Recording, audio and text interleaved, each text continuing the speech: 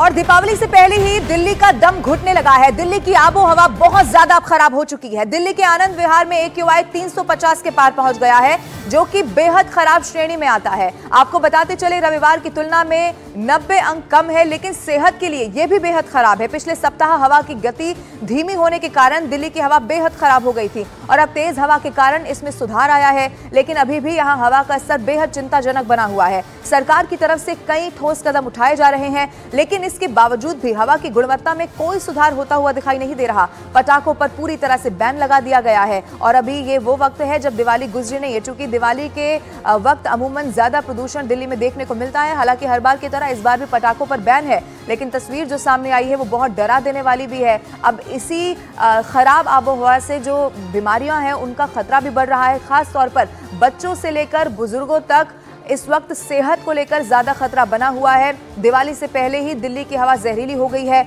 आज भी कई जोन ऐसे रहे जहां पर AQI 300 से 4, जो कि बहुत खतरनाक श्रेणी में माना जाता है, वो दर्ज किया गया है। जो तस्वीरें सामने आई हैं उसमें धुंध की चादर साफ साफ देखी जा सकती है। आनंद विहार जब से ये प्रदूषण का लेवल बढ़ना शुरू हुआ है, आनंद विहार भी इससे बहुत ज्यादा प्रभावित दिखाई दिया। इसके अलावा इंडिया गेट से लेकर कालिंदी कुंज, तमाम दिल्ली के ऐसे इलाके जहां पर तस्वीर बिल्कुल वैसी ही दिखाई दे रही है। प्रदूषण इस वक्त बहुत ज्यादा बढ़ता हुआ नजर आ रहा है।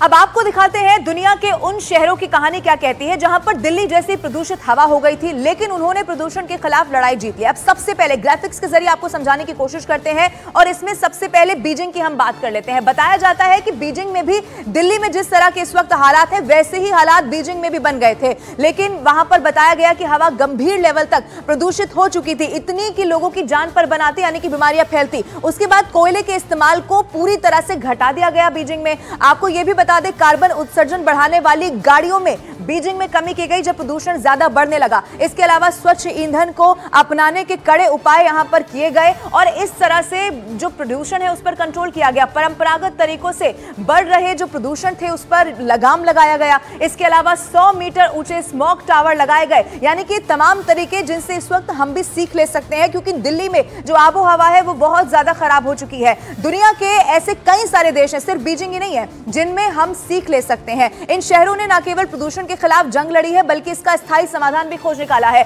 और इसी में देखिए एक और मैक्सिको की भी कहानी है। 1990 की बात है जब मैक्सिको को दुनिया का प्रदूषित शहरों में काउंट किया जाने लगा और उसके बाद आप देखिए कैसे प्रदूषण कम किया गया। प्रदूषण कम करने के लिए तकनीक में सबसे पहले बदलाव किया गया और इसी में गैसोलीन वाले जो ईंधन थे उसमें शीशे की मात्रा को घटाने की कोशिश की गई। सिर्फ इतना ही नहीं था, कार्बन उत्सर्जन करने वाले ऊर्जा स्रोतों का भी कम इस्तेमाल यहां पर होने लगा।